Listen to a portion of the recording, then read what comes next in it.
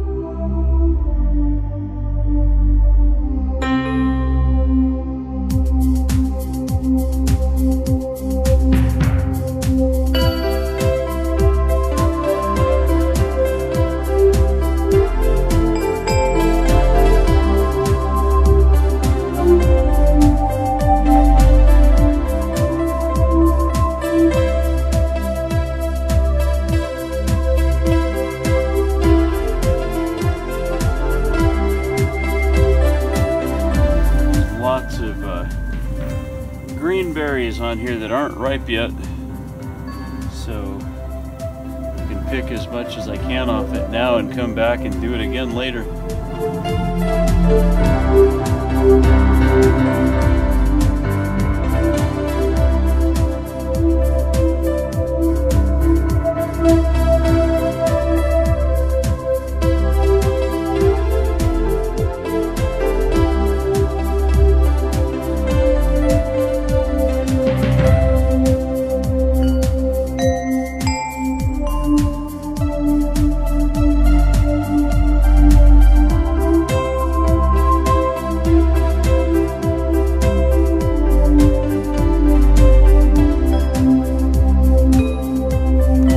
Big old bramble. This is a hackberry bush, and man, I don't think there's any way to give people the concept of how big it is. It's huge. It forms a really thick bramble. You cannot see into it. Which is good, because a Sasquatch could live there comfortably and not be seen. All right, I'm not gonna overdo it, because whatever I pick, it's gonna taste better later when there's more berries and they're riper. So I think I'm gonna go home and have some fun. Maybe put some of these berries into some mesquite cookies, maybe? That'd be cool, right? Hackberries in mesquite cookies. It's December 1st. I'm walking along a road that really need a lifted 4x4 on, and I have my town car, so I'm walking. I'm playing hooky from work because I know I've only got about an hour hike, and I'm sure I'm going to be out here longer than that, so I apologize in advance for any of my clients who call me and just get a message and nobody. But you know, I need the exercise, I need to get out. There's some really cool looking mountains out here that I have not figured out how to get to. And if I had a big old lifted 4x4, I'd figure it out. But as it is, I'm just playing here on foot. So this is, yeah. From where I'm at, I can't see where those mountains are that I'm looking for. I need to get up high, and they may be farther away than they looked. I don't know. But whatever, this is perfect weather. Early December, great weather for hiking. Man, I wish I was able to hang out here after dark. Just camp out, that would be awesome. I'm gonna plan it one of these days. Can I comment really quickly on the laziness, the ignorance, the, what is it, disrespect or whatever for people to drive out here, you know, obviously in a Jeep or 4x4 or something, target practice, and leave their targets. What is wrong with people? Just, if you could bring it here, why couldn't you take it out? All right, let's run.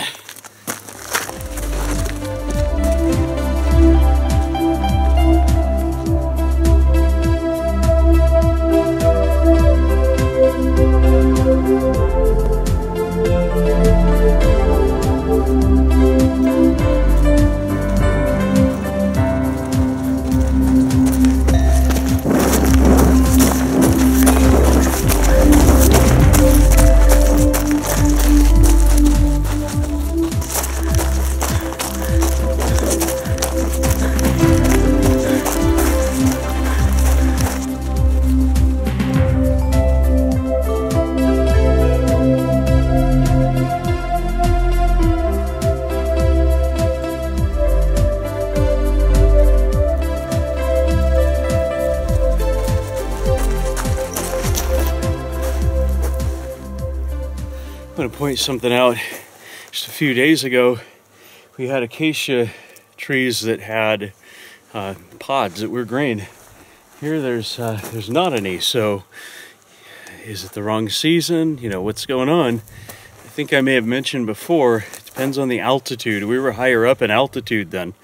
So at different altitudes, fruit or pods or whatever will come in season, dry up, blow away, you know, depending on the altitude you're at. So if there's nothing down here, move higher. You know, you can change altitudes if you're looking for food and you're not coming up with anything. Of course, there's no reason you couldn't take the leaves, cut off some branches, and carefully strip the leaves to use them as medicine, as long as they look healthy. The thing is that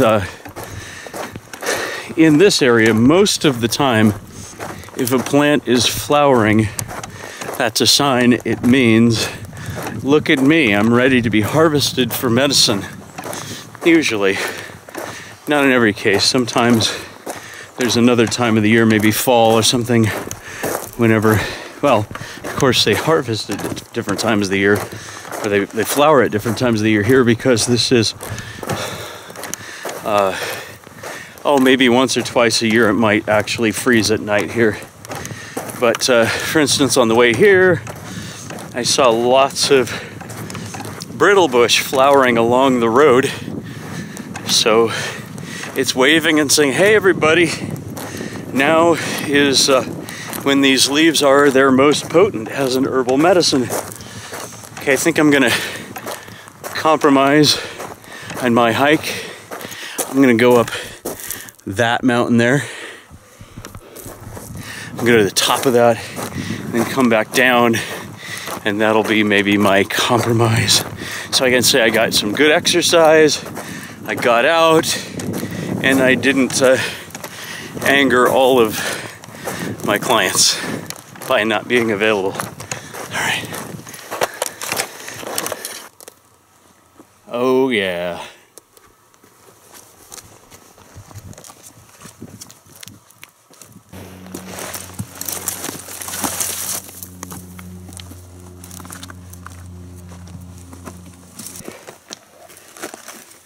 See, here it is. It's saying, harvest me. My leaves are really potent medicine right now. It's a brittle bush. You know, we've covered this a bunch of times, so I won't do it again. Actually, I'm not harvesting this one. I filled up this pocket with creosote bush, and that's actually because I accidentally yanked out one of these bushes by the root, and I thought it would be a waste if I don't take the leaves while I can. They're not at the optimal time for harvesting, but they're still useful, and so I'll use what I already have. Meanwhile, I'll dry these, and when I'm out of what I have, I'll use them. So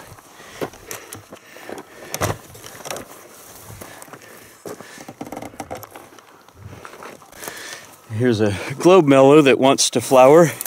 It's trying. You just have to get out here to see what's happening. You can't really know what's going on out here if you're sitting at home.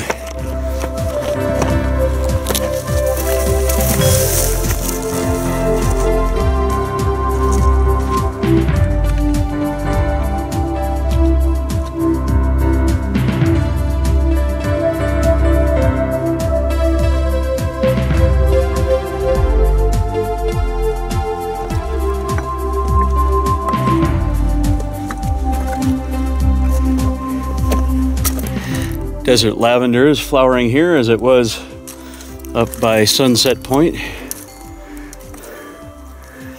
I believe we've covered that too, so I'll move right along. I've got a mountain to climb.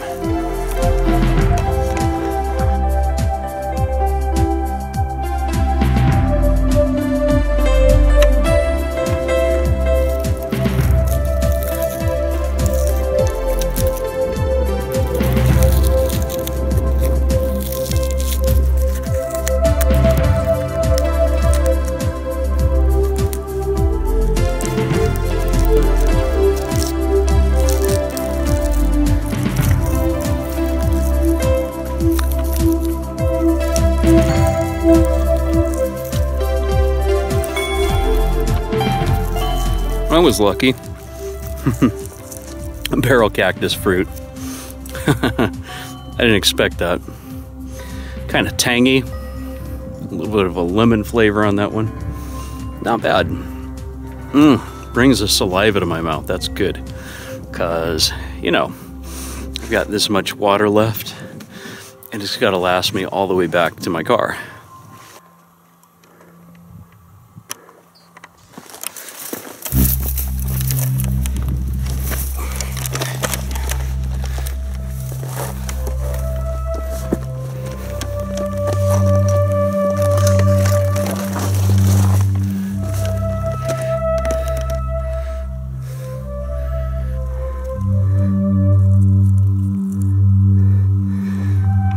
Oh yeah, fishhook cactus with the berry.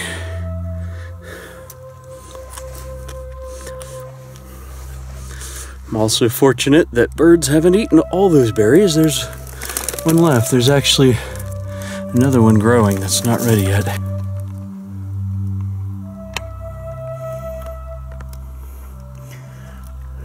There's some species of thornbush or wolfberry that's not in season right now, but it's cool that it grows all the way up here.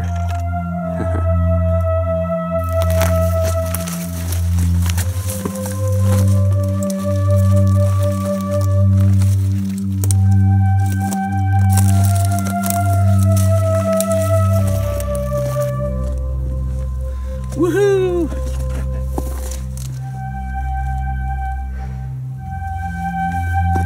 And that's not all. There's a ledger here. Let me see what it says. Notebook, pencil.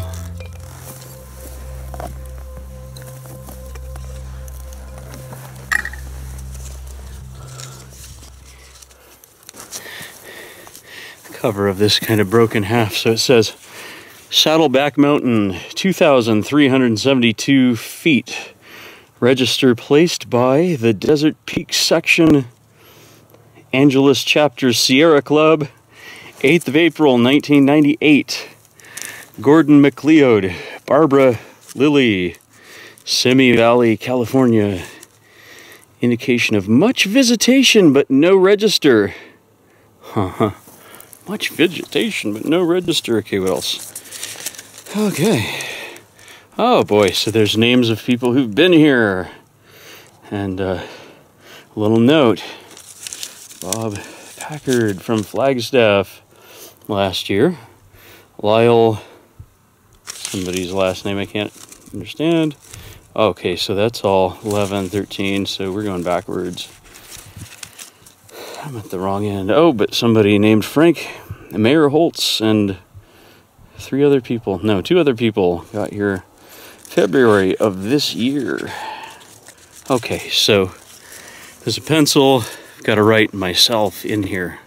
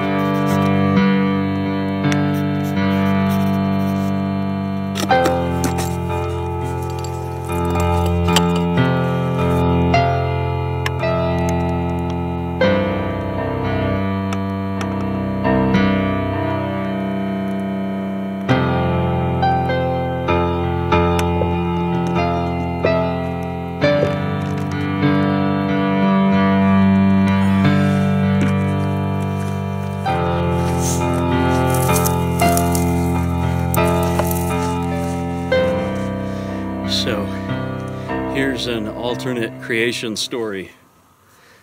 Do you want to hear an alternate creation story? If you don't, I want you to shut this video off right here.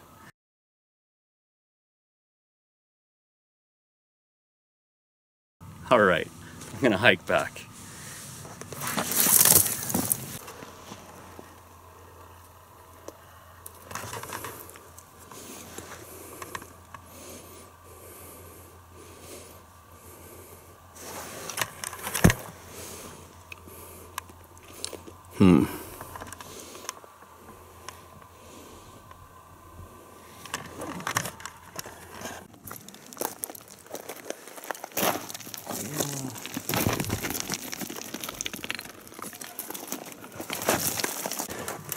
Saguaros are a protected tree, cactus, plant, whatever. And if you were going to harvest parts of the saguaro, like for example, fresh cactus saguaro ribs, this is a good opportunity when you see one that's been knocked over by a storm, where you don't have to actually do any damage to a living saguaro in order to harvest what it has. It's possible, I don't know, maybe you could still get in trouble for that, but sometimes you just need those parts. Ooh, guess what I see? Materials for making arrowheads. See, you're not likely to find anymore some really good obsidian or something like that. In fact, in the days of our great-grandfathers, when they used to make arrowheads and spearheads out of rock glass, you know, obsidian and things like this, even back then it wasn't that easy to find, and so somebody would know where there was a lot of it. He would have his own secret, let's just call it a mine, you know? And so he would get the raw stone, and he would trade those stones to other people for things he wanted. Then somebody else along that trade network might shape those stones into something rough, not quite a perfect arrowhead or a spearhead, but he would shape it into something that could be easily made into that.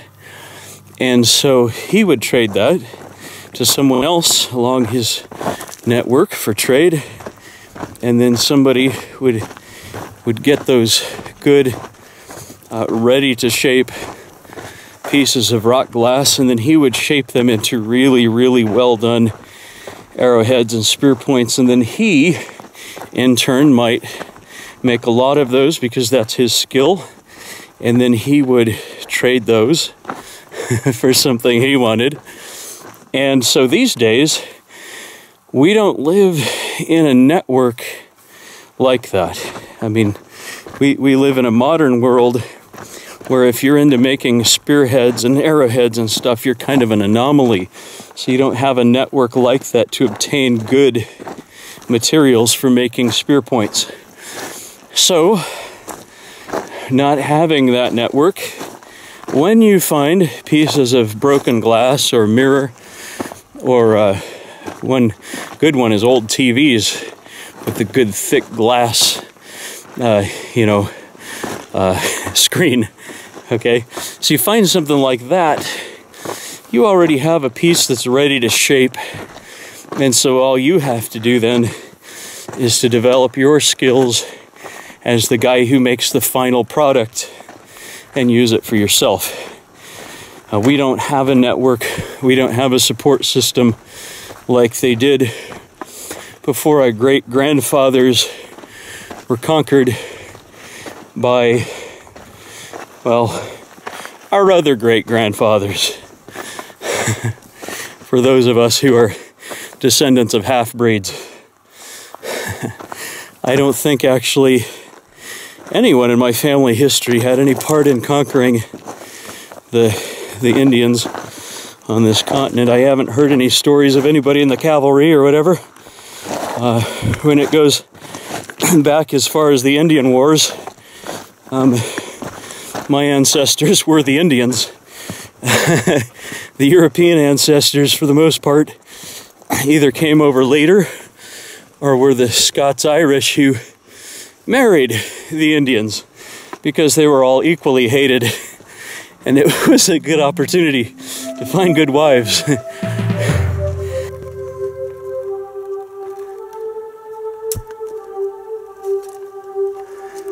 And those are some giant canyon ragweed leaves.